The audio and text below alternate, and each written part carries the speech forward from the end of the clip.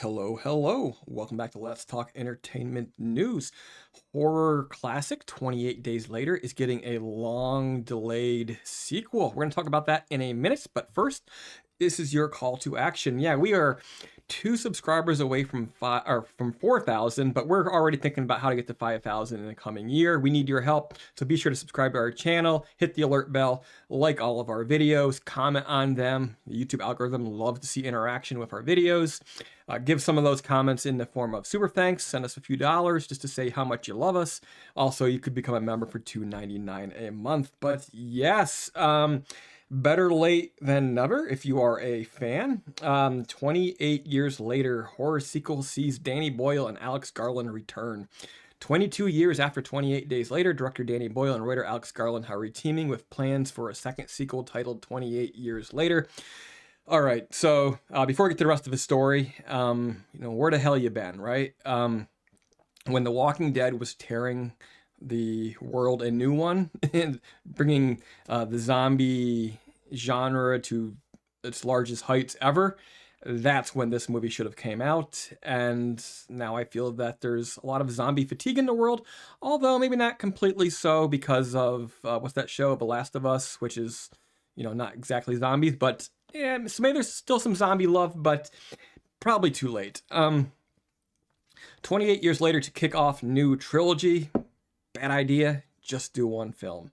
Make it the completion of a trilogy, but I digress. As exclusively revealed by The Hollywood Reporter, the duo is due to shop the project around studios and streamers this week, and the hope is to create a brand new trilogy of films rather than follow up from 28 weeks later, which they had little involvement with. Boyle and Garland have long wished to continue the series, pitching a sequel that was titled 28 Months Later at one point. The pair have discussed it multiple times over the years, and Boyle once said he had a properly good idea for a sequel. Boyle's attached to direct the first installment. Garland is down to write all three. The budget for each movie would be around $75 million. That's reasonably wise. Definitely don't want to go more than that. I think they could probably do these for a bit lower than that, you would think. Also, if you want to keep the original look, you definitely want to go cheaper.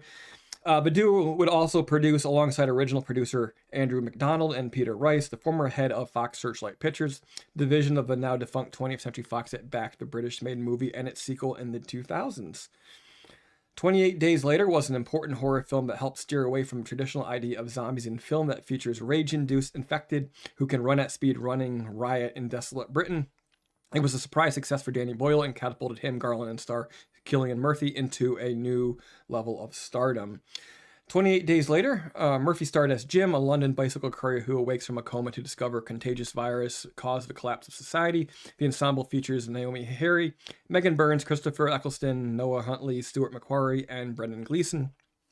Last year, Murphy said he'd love to do a 28 Days Later sequel. Murphy joked that the film would have to be called 28 Years Later because of the long gap between films. So yeah, I am mildly excited about this. I did see the original in the theater and then the sequel. Probably only saw that once, don't remember a whole lot about that. But I remember it being sort of a beautifully raw, sort of semi-nasty take on the zombie genre, adding the addition of the rage zombies instead of the low, slow walkers was neat. And then we've seen that a lot more since then, so it's become a little bit more normal. It's no longer quite so unique as it was at the time, so there is that. So they can't really depend on novelty for the success of this film. They're going to have to add something new to the whole mix, and also hope that there's still enough of a cult following for this film to help it be worth its reported $75 million budget. But yeah, what do you think? I'm mildly excited about this. I think the time is probably a little bit late for this.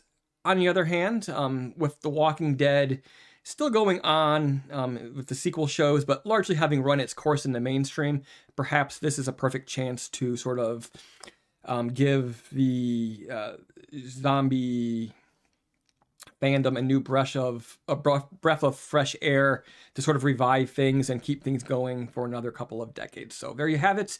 What do you think? Leave a comment in the comment section below. Until next time, keep it creepy.